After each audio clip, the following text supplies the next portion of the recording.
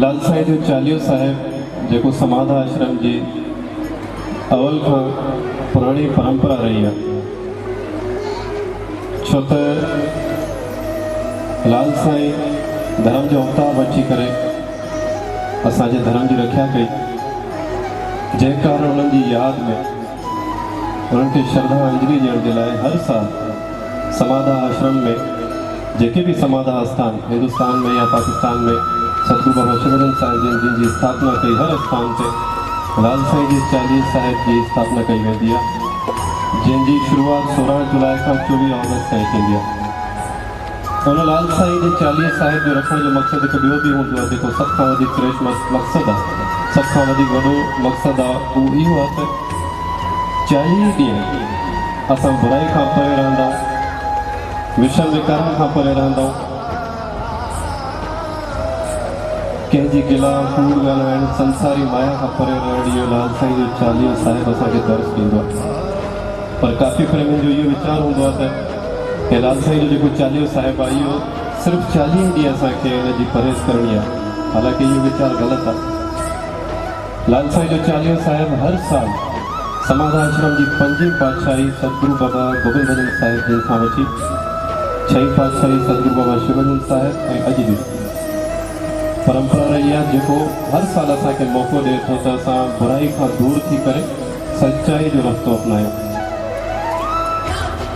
संतन महापुरुषनि खे 5वीं पातशाही 6वीं पातशाही सतगुरु बाबा शिवानंद साहिब जीअं असां जीवनी ॾिठीसीं, हुन जीवनी में असांखे ख़बर पइजी वई त सतगुरु बाबा शिवानंद साहिब जिन केतिरनि जे मथां परोपकार कया।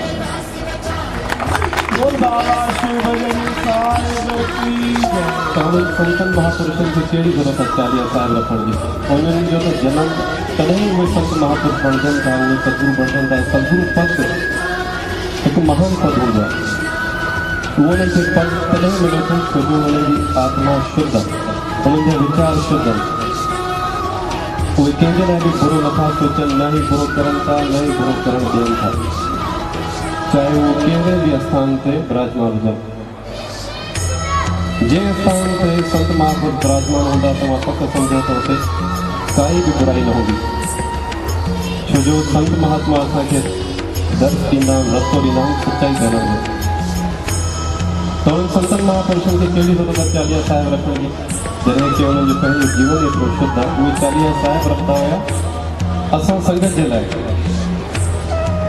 जेकॾहिं सतगुरु चालीहो साहिब रखंदा त उन्हनि खे ॾिसी करे कई श्रद्धालु चालीहो साहिब रखंदा ऐं सभई हज़ारे श्रद्धालुनि मां के हिक जो बि जेकॾहिं जीवन सुधरी वियो त उन्हनि जो पुण्य, उन्हनि जो सुठो कर्म सॼी संगत सां गॾु उन्हनि सतगुरुनि खे मिलंदो। सो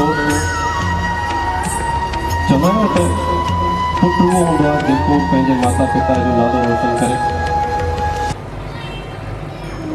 साॻे तरीक़े सां जगियासु असली उहो आहे जेको पंहिंजे सतगुरु जो नालो रोशन करे थो। त सतगुरु बाबा शिवानंद साहिब जिन इहे चालीहा साहिब रखंदा रहिया, समाधा आश्रम जी परंपरा क़ाइमु रखंदा रहिया, छो जो उन्हनि खे पंहिंजे सतगुरुनि जो हुकुम ऐं उन खां अलावा समाधा आश्रम जी परंपरा। त असली जगियासु उहो थिए थो जेको पंहिंजे सतगुरु दर खे पंहिंजे सतगुरुनि खां वधीक सम्झे थो ऐं सतगुरु दर जी शेवा करे। जेकी बि शरीर में असांखे शेवा पुॼे थी, असां सतगुरु दर जी शेवा कयूं, छो जो उन में असांजे जीवन जो सुधारो आहे। उन खां पोइ सतगुरुनि जे द्वार ते सतगुरुनि जे लाइ ऐं उन्हनि जी संगत जे लाइ अदब ऐं एतिराम रखे थो। असांजे शरीर खां शेवा जेतिरी पुॼंदी असां शेवा ओतिरी कंदासीं, पर असांजे अदब में, असांजे एतिराम में, सतगुरुनि जे लाइ मर्यादा में कोई बि खाल न हुजणु खपे। जेकॾहिं असांजे अदब में, असांजी मर्यादा में जेकॾहिं कोई बि खाल रहिजी वञे थो त उहा रुकावट बणिजी वञे थी असांजे सुठे कर्म थियण जे लाइ। त शेवा सां गॾु, सिमरन सां गॾु मर्यादा हिकु वॾो महत्व रखे थी। असां शेवा भावना रखूं था, असां ध्यानु सिमरन जी बि भावना रखूं था, पर किथे न किथे असां मर्यादा खां भुलिजी वेंदा, जंहिं कारण असांजो शेवा में मन न लॻंदो आहे, असांजो संसारी माया में असांजो मन लॻी वेंदो आहे, उन में किथे न किथे असांजी मर्यादा में खाल रहिजी वेंदो। त शेवा, ध्यानु, सिमरन ये सब महत्व रखनि था, पर इन खां वधीक महत्व जेको रखे थो उहो मर्यादा उहो कंहिं में रखे थो सतगुरु दर जे लाइ, सतगुरुनि जे लाइ। उनजे दर जी ॾिनल चादर, उन्हनि जे दर जी ॾिनल शेवा असांजे लाइ हिकु रहम जो रस्तो आहे, हिकु रहमत जो रस्तो आहे। उनजे दर जी ॾिनल चादर, उनजे दर जी ॾिनल हिकु पथर बि असांजे पापनि जो हिकु सख आहे, असांजे बुरे कर्मनि जो हिकु सख आहे, जेकी असांखे मिलंदी आहे असां घर जे कबट में अची सघूं पई पवंदी आहे। त अहिड़ियूं कई ॻाल्हियूं हूंदियूं जेके सतगुरू जे दर ते असांखे मिलंदियूं आहिनि, असांखे प्राप्त थींदियूं आहिनि, पर मर्यादा न हुजण जे करे असां उन्हनि खे खोए वेंदा आहियूं, गुम करे वेंदा आहियूं असां उन्हनि खे। त सतगुरू दर जी मर्यादा, सतगुरू जे लाइ मर्यादा साॻे मातम रखे थी जेतिरो असां मातम ॾींदा आहियूं शेवा खे ऐं सिमरन खे।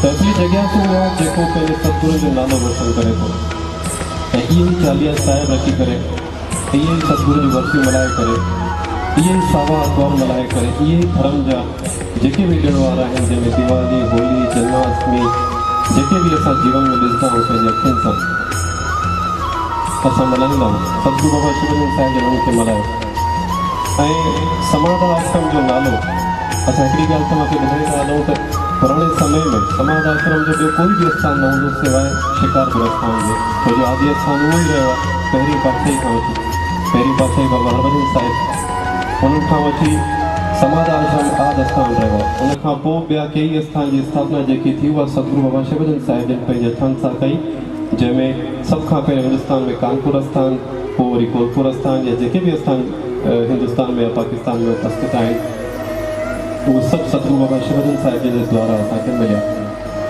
त असली शिष्य, असली महापुरुष उहो आहे जेको पंहिंजे सतगुरुनि सां गॾु परमात्मा खे उजागर करे थो। हर महापुरुष सां, हर संगत सां, नंढे वॾे सां प्रेम रखे थो। जीअं हींअर असां जीवनी में ॾिठोसीं त सतगुरू बाबा शिवलिंग साहिब जन जेकॾहिं कोई ॿार अचे त उन्हनि सां बाल लीला करणु लॻंदा, जेकॾहिं को वॾो अचे त वॾे खे ओड़ी मर्यादा ॾींदा हुया। त हर कर्तव्य सतगुरू बाबा शिवलिंग साहिब जन पंहिंजे जीवन में निभायो ऐं इहे ई असां निशानियूं, इहे ई असां निशानियूं ॾिसंदा आहियूं। जेके बि महापुरुष सचा संत थिया इहे उन्हनि जी निशानियूं हूंदियूं आहिनि त हर इंसान सां, चाहे उहो नंढो हुजे, चाहे वॾो हुजे, चाहे ॿार हुजे, चाहे ॿुढो हुजे, उन्हनि सां ओड़ी लीला उहे करणु लॻनि। ऐं ईअं कंदे कंदे हर शहर में समाधा आश्रम जे द्वारा शेवा जा कार्य खुलंदा विया, जेके सतगुरू बाबा शिवलिंग साहिब जे द्वारा असांखे मिलंदा रहिया। ऐं उन खां पोइ छा थियणु लॻो, जय समाधा जो नारो।